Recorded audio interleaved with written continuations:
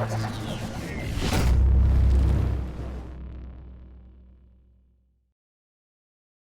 வாழ்க்கையில் யுத்தம் அப்படிங்கிறது வரலாம்.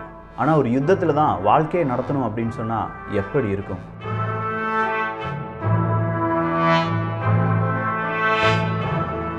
ஆயிரத்தி 1952 லெனின்கிரேட் அப்படிங்கிற ஒரு இடத்துல பிறக்கிறார் புட்டின் அவர்கள்.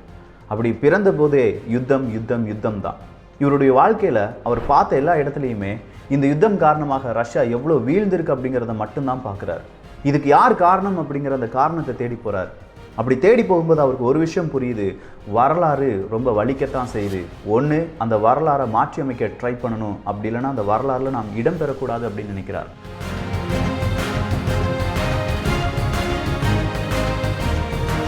அடித்தா சேனைகளை அடிக்கக்கூடாது, தலைவனை அடிக்கணும் அப்படின்னு சொல்லி நினைக்கிறார்.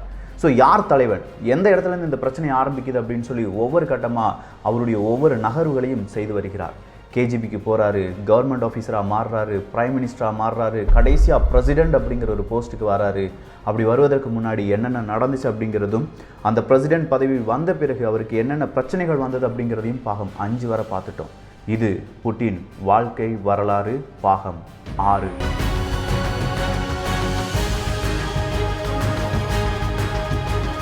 அன்பு தமிழஞ்சங்களுக்கு தமிழ் பொக்கிஷத்தின் வணக்கங்கள்.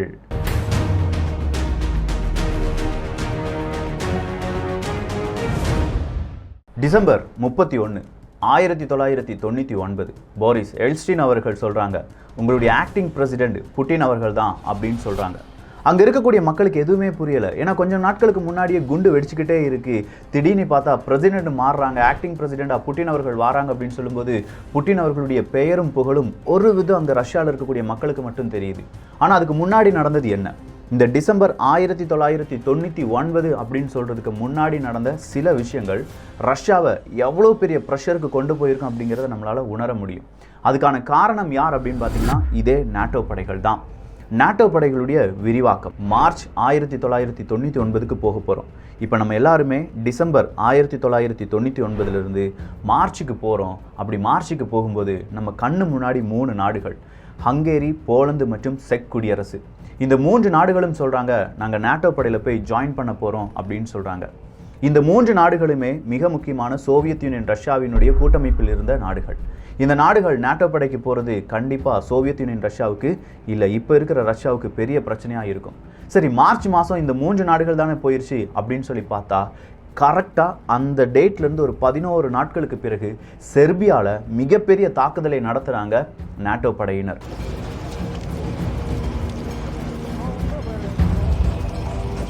அங்கே இருக்கக்கூடிய பிஞ்சு குழந்தைகள், கர்ப்பிணி பெண்கள் எல்லாருமே கொன்று குவிக்கப்படுகிறார்கள். உக்ரைன் செய்வது சரி, ரஷ்யா செய்வது தவறு, இல்லை ரஷ்யா செய்வது சரி, உக்ரைன் செய்வது தவறு அப்படின்னு சொல்கிறவங்க வரலாறு கொஞ்சம் தேடி பாருங்க. இந்த நாட்டோ படைகள் செர்பியாவில் போய் அப்படி குண்டுகளை வீசுகிறாங்க. விமானங்கள் வழியாக குண்டுகளை வீசும்போது எதுக்காக இவ்வளோ நபர்களை கொன்று குவிக்கிறீர்கள் அப்படின்னு சொல்கிற ஒரு கேள்வி நாட்டோ படையிடம் கேட்கப்படுகிறது. நாட்டோ படை என்ன தெரியுமா சொல்கிறாங்க? நாங்கள் மனிதர்களை அழிக்கலை, மனிதர்களை க்ளீன் பண்ணுறோம். நல்லவங்களை நல்லபடியாக மாற்றி கெட்டவங்களை அழிக்கக்கூடிய படலம். கிருமியை எப்படி கொல்லுவீங்களோ அதே மாதிரி மனிதர்களையும் நம்ம என்ன செய்ய வேண்டியதாக இருக்குது, மனித கிருமிகளையும் கொஞ்சம் களை எடுக்க வேண்டியதாக இருக்குது அப்படின்னு சொல்லி அப்பாவி பொதுமக்களை கொன்று குவிக்கிறார்கள். ஸோ ஒரு பக்கம் சோவியத் யூனியன் ரஷ்யாவிடம் இருந்த அந்த 3 நாடுகள் நாட்டோவில் இணைகிறாங்க. சோவியத் யூனியன் ரஷ்யாவுக்கு ரொம்பவே நெருக்கமான நாடாக இருந்த செர்பியா மீது தாக்குதல் நடத்துகிறாங்க. சேச்சன் ஆர்மி வராங்க. 1996களில் சேச்சன் ஆர்மிக்கும் சோவியத் யூனியன் ரஷ்யாவுக்கும் எந்த பிரச்சனையும் கிடையாது அப்படின்னு சொல்லி ஒரு இடத்துல நிப்பாட்டி வச்சுருக்காங்க. அவங்க தனியாக ஆளுமை நடத்திட்டு வராங்க. அப்படி இருக்கிற சேச்சன் ஆர்மியை கொஞ்சம் கொஞ்சமாக கிண்டி விடுது அமெரிக்கா, நாட்டோ படைகள். சேச்சன் ஆர்மி ஏன்னா இந்த நேரத்தில் இப்போ இந்த ரஷ்யா அப்படின்னு சொல்கிற இந்த நாட்டுக்குள்ளே சரியான ஆளுமை கிடையாது. யாரோ புட்டின் ஒருத்தன் வந்திருக்கானாப்பா, நீ இப்போ என்ன செய், உன்னுடைய அந்த ஸ்டேட்டை அங்கே கிரியேட் பண்ணு, உன்னுடைய நாடாக அதை மாற்று அப்படின்னு சொல்கிற ஒரு இன்ஃபர்மேஷன் சேச்சன் ஆர்மிக்கு கொடுக்கப்படுது. ஸோ 1996லேருந்து 99 வரை அமைதியாக இருந்த சேச்சன் ஆர்மி என்ன செய்கிறாங்கன்னா 99ல் பலவிதமான பிரச்சனைகளை முன்னெடுக்கிறாங்க. சொல்லப்போனால் புட்டின் அவர்களுக்கு எதிராக யாருன்னே தெரியாதுல்ல, அவர் என்ன செய்ய போகிறார், புதிய ஒரு அரசியல் தலைவர் தானே அப்படின்னு சொல்லி அவங்க ரொம்ப பெரிய அளவு அவங்களுடைய காய்களை நகர்த்தி ரஷ்யாவுக்குள்ளே ஊடுருவ வராங்க. எந்த இடத்துக்குள்ளே வராங்க அப்படின்னு கேட்டிங்கன்னா ரஷ்யாவினுடைய டாகஸ்டான் அப்படிங்கிற ஒரு பகுதிக்கு ஆகஸ்ட் மாதம் 7ஆம் தேதி 1999 1500 சேச்சன் ஆர்மி அப்படிங்கிறவங்க உள்ளே வந்து ரஷ்யாவுக்கு எதிராக போராட்டத்தில் ஈடுபட தொடங்குகிறார்கள். ஸோ ஆகஸ்ட்டுக்கு வர வந்துட்டோம், இப்போ டிசம்பருக்கு வரோம். புட்டின் அவர்கள் தான் உங்களுடைய ஆக்டிங் பிரசிடென்ட் அப்படின்னு சொல்லி எல்ஸ்டின் அவர்கள் சொல்கிறாங்க. புட்டின் அவர்கள் விமானத்தை தயார்படுத்துங்கன்னு சொல்கிறாங்க. எங்கே போகிறார் அப்படின்னு பார்த்தா நிறைய ஸ்வீட்லாம் போட்டு நேராக சேச்சன் ரிப்பப்ளிக் இருக்குது பார்த்தீங்களா, அதனுடைய தலைநகரத்துக்கே போய் இறங்குறாரு.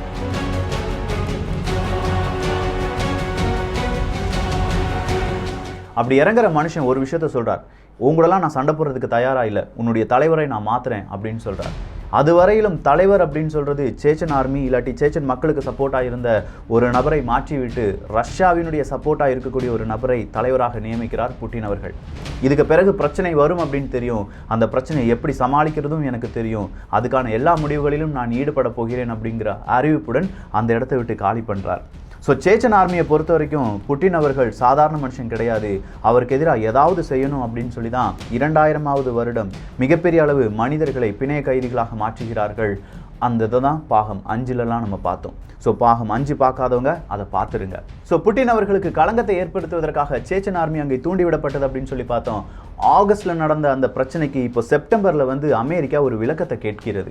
செப்டம்பர் 12ஆம் தேதி 1999 பில் கிளின்டன் மற்றும் அப்போ இருக்கக்கூடிய பிரைம் மினிஸ்டர் எல்லாருமே அங்கே உட்காந்துருக்காங்க, புட்டின் அவர்களும் அங்கே உட்காந்துருக்காங்க.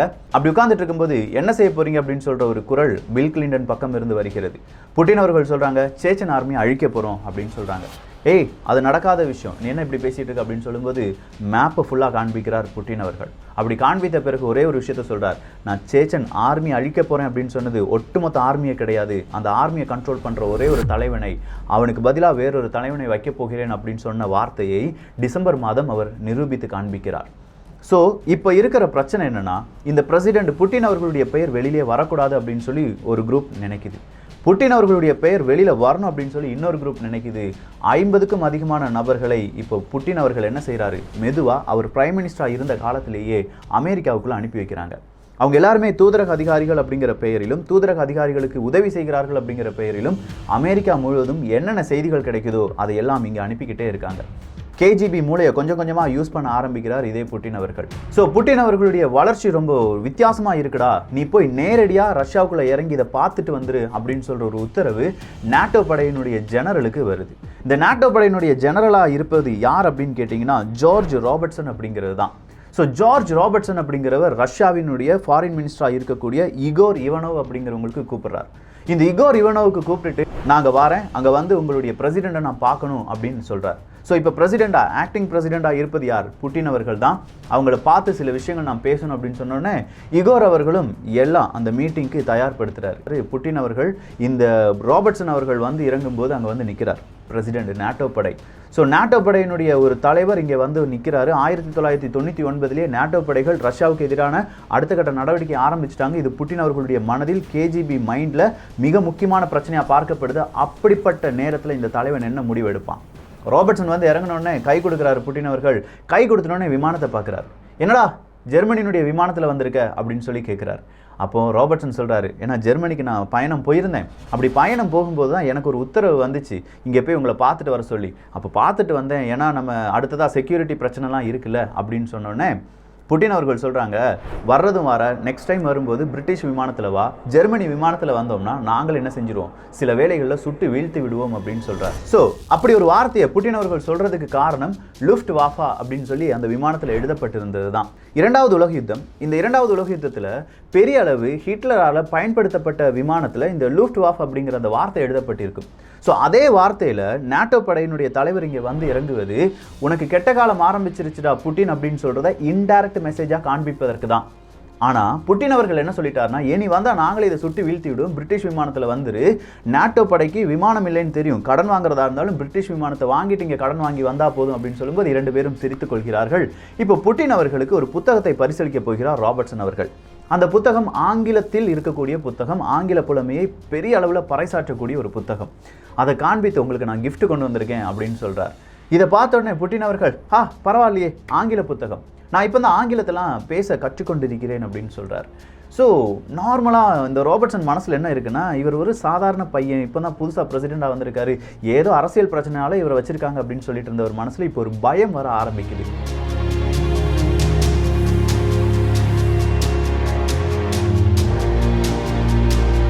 இந்த மனுஷன் என்ன சொன்னாலுமே ரிவீட் அடிக்கிறாரேப்பா அப்படின்னு சொல்லி இந்த புத்தகத்தை நீட்டினோடனே, படிக்கிறேன், இங்கிலீஷ் படிச்சுட்டு இருக்கேன்னு சொல்கிறவர் அவர் இன்னொரு வார்த்தையை சொல்கிறார் புட்டின் அவர்கள். நான் இங்கிலீஷ் ரொம்ப சத்தமாக தான் வாசிப்பேன், எப்படி பார்த்தாலும் அந்த இங்கிலீஷ் லாங்குவேஜ் வந்து எனக்கு புரியுறதுக்காக சத்தமாக வாசிச்சுட்டு இருக்கேன், இப்போ ஒரு ஜோக் சொல்லட்டுமா அப்படின்னு சொல்லி கேட்குறார்.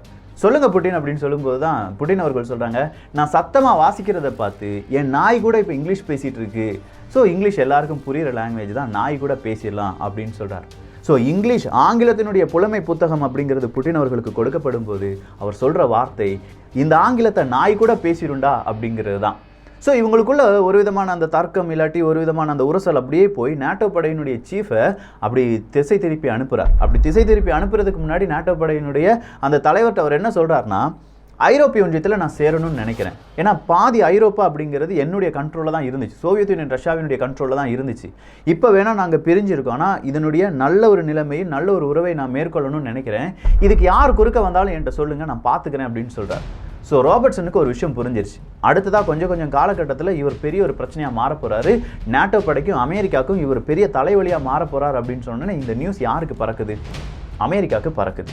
அமெரிக்காவில் பறந்த உடனே, அதாவது புட்டின் அவர்கள் சரி கிடையாது, அவர் இப்போவே தட்டி வைக்கணும் அப்படின்னு சொல்கிற அந்த இன்ஃபர்மேஷன் பறந்த உடனே அங்கே ஆல்ரெடி உளவாளிகளாக கொஞ்சம் நபர்களை செட் பண்ணியிருந்தார்ல புட்டின், அங்கேருந்து இந்த இன்ஃபர்மேஷன் இங்கேயும் வந்துருச்சு, புட்டின் அவர்களுக்கும் வந்துருச்சு.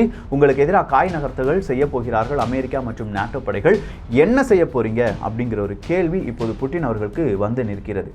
ஸோ புட்டின் அவர்கள் யோசிக்காமல் அடுத்ததாக அவர் நடவடிக்கை என்னென்னா, வெறும் 6 உத்தரவுகள் அப்படிங்கிறத பிறப்பிக்க வேண்டும், அந்த 6 உத்தரவுகளும் இப்படி இருக்கணும் அப்படின்னு சொல்கிற ஒரு உத்தரவு தான்.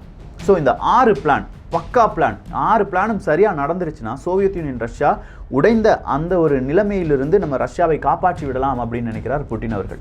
அதில் முதல் விஷயம் என்ன அப்படின்னா, இந்த டாகஸ்டான் அப்படிங்கிற ஒரு இடத்துல சேச்சன் ஆர்மி வந்துட்டாங்கல்ல, அவங்க கூட நேரடியாக சண்டைக்கு போக வேண்டாம்.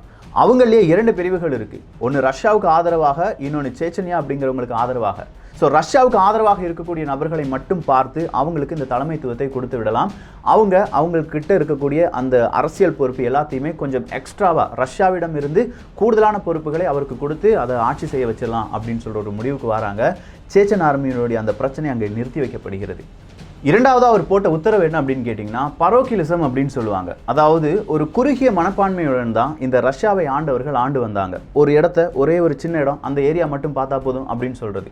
ஆனால் இது இப்படி கிடையாது. சோவியத் யூனியன் ரஷ்யா ஒரு பிரம்மாண்டம், அந்த பிரம்மாண்டத்தை நான் ஆளப்போகிறேன், ஸோ அந்த பிரம்மாண்டமாக யோசிங்க அப்படிங்கிற உத்தரவு பறக்கிறது. பழைய அரசாங்கம் போட்ட உத்தரவை எல்லாமே கொஞ்சம் கொஞ்சமாக கட் பண்ணி புதிய விதமான கொள்கைகளை உள்ளே கொண்டு வருகிறார். மூன்றாவது அவர் செஞ்ச விஷயம் என்னன்னா, ஃபெடரல் டிஸ்ட்ரிக்ட்ஸ் அப்படிங்கிறத உருவாக்குறாரு. இந்த ஃபெடரல் டிஸ்ட்ரிக்ட்ஸ் அப்படிங்கிறதை ஆளுமை செய்வதற்காக நேரடியாக தலைநகரத்திலிருந்தே, அதாவது புட்டின் அவர்களே சில நபர்களை அனுப்பி வைப்பார். அவங்க நேரடியாக புட்டின் அவர்களுக்கு மட்டும் என்ன செய்யணும், அந்த இன்ஃபர்மேஷனை கொடுக்கணும். ஆட்சி அதிகாரிகள், நம்முடைய கலெக்டர்லாம் நம்ம சொல்கிறோம்ல, இதே மாதிரி ஆர்மி சைடில் இருந்து இல்லாட்டி ஆர்மி ஸ்ட்ரக்சரில் ஒரு வடிவமைப்பை ஏற்படுத்துகிறார். அதுவரையிலும் ஒரு பர்டிகுலர் ஏரியாவை யார் கண்ட்ரோல் பண்ணுவாங்கன்னா, எலெக்ஷன் வழியாகவோ இல்லை அங்கே இருக்கக்கூடிய தலைவர்கள் மட்டும் கண்ட்ரோல் பண்ணிட்டு இருந்தாங்க. அந்த இடம் அவருக்கு கட்டுப்பாட்டில் இருந்துச்சு. ஆனால் இவர் இப்போ ஃபெடரல் டிஸ்ட்ரிக்ட்ஸ் அப்படிங்கிற பெயரில் அந்த இடத்துல என்ன நடந்தாலும் என்னுடைய பார்வைக்கு வரணும், அதுக்காக ஒரு ஆஃபீஸரை நான் அங்கே அனுப்புகிறேன் அப்படின்னு சொல்லி ஆர்மிலேருந்தே ரிக்ரூட் பண்ணி, கேஜிபிலேருந்தே ரிக்ரூட் பண்ணி கொஞ்சம் ஆஃபீஸர்ஸை அங்கங்கே அனுப்பி வைக்கிறார். ஸோ நாட்டில் இருக்கக்கூடிய எல்லா விஷயங்களும் என்னுடைய காதுகளுக்கு வர வேண்டும் அப்படின்னு சொல்லி ஃபெடரல் டிஸ்ட்ரிக்ட்ஸ் அப்படிங்கிற ஒரு மெத்தடை இம்ப்ளிமெண்ட் பண்ணுறாரு. அடுத்ததாக அவர் செய்கிற விஷயம் என்னென்னா, இந்த அரசாங்கத்துக்கு எதிராக எந்தெந்த ஒலிகாக்ஸ் இருக்காங்க அப்படிங்கிறத கண்டுபிடிக்கிறார். அதாவது இப்போ புட்டின் அவர்களை பிடிக்கக்கூடிய பணக்காரர்கள் இருப்பாங்க, பிடிக்காத பணக்காரர்கள் இருப்பாங்க. பிடிக்காத பணக்காரர்கள் இருந்தால் நாடு கடத்து, அவனுடைய சொத்தை பறிமுதல் பண்ணு. பிடிக்கிற பணக்காரர்கள் இருந்தால் அவனுடைய பாதி சொத்தை மட்டும் நமக்கு எடுத்துக்கோ, பாதி சொத்தை அவனுக்கே கொடுத்துக்கோ, மீதம் இருக்கும் அதிகாரம் எல்லாமே அப்படியே இருக்கட்டும் அப்படின்னு சொல்லி இந்த ஒலிகாக்ஸ் அப்படிங்கிறவங்களை கண்ட்ரோல் பண்ணுறார். அப்படி கண்ட்ரோல் பண்ணும்போது 2 ஒலிகாக்ஸ் அப்படிங்கிறவங்க மிக முக்கியமான நபர்கள். ஆனால் புட்டின் அரசாங்கத்துக்கு எதிரான நபர்கள் 2 பேருமே ரஷ்யா விட்டு விரட்டடிக்கிறார் புட்டின் அவர்கள். இது பெரிய ஒரு பேசு பொருளாக மாறுது. எந்த பேசு பொருளாக மாறினாலும் பரவாயில்ல, இது இப்படித்தான், இனி என்னுடைய அதிகாரத்தில் நான் இப்படித்தான் செய்வேன், ஒலிகாக்ஸ் இப்படி தான் இருக்கணும் அப்படின்னு சொல்லி இந்த ஒலிகாக்ஸ் அப்படிங்கிறவங்களுக்கு ஒரு சின்ன கண்ட்ரோல் அப்படிங்கிறத கொண்டு வரார். அந்த கண்ட்ரோல் கூடவே அந்த ஒலிகாக்ஸ் அப்படிங்கிறவங்களை சந்தோஷமாக வைப்பதற்காக ஒலிகாக்ஸினுடைய ஒரு ஸ்பெஷல் டீமை ஏற்படுத்துகிறார் புட்டின் அவர்கள்.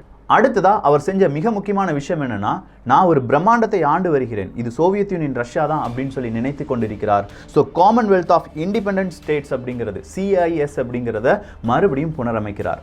யார் வேணாலும் ரஷ்யா கூட இணையலாம், அவங்களுக்கெல்லாம் தனிப்பட்ட அங்கீகாரம் அதிகாரம் எல்லாமே கொடுக்கப்படும், அவங்க எல்லாருமே காமன்வெல்த் ஆஃப் இண்டிபெண்டன்ட் ஸ்டேட்ஸ் CIS-குள்ள வருவாங்க அப்படிங்கிற அந்த அறிவிப்பு கொடுக்கப்படுகிறது.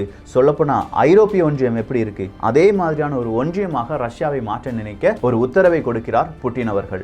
அடுத்ததா மல்டிபோலார் வேர்ல்டு அப்படிங்கிற ஒரு கான்செப்டுக்குள்ள ரஷ்யாவை கொண்டு வருகிறார். ஸோ மல்டிபோலார் வேர்ல்டு அப்படிங்கிற இந்த கான்செப்ட் தான் இப்போதும் ரஷ்யாவை அடுத்த கட்டத்துக்கு நகர்த்தி செல்லும்.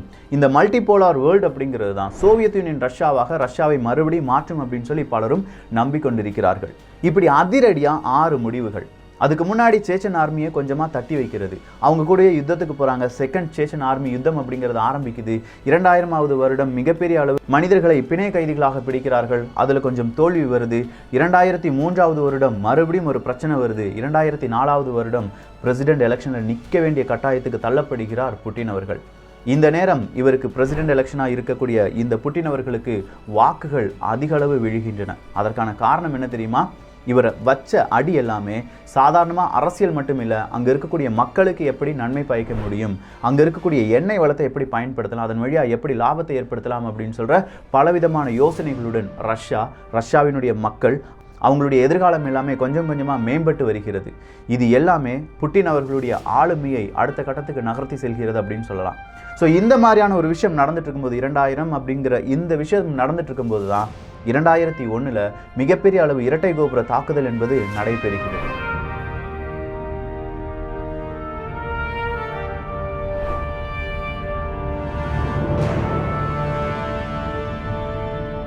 அப்படி நடந்த உடனே புட்டின் அவர்கள் நேரடியாக அமெரிக்காவினுடைய பிரசிடென்ட்டுக்கு ஒரு அழைப்பை கொடுக்கிறார்.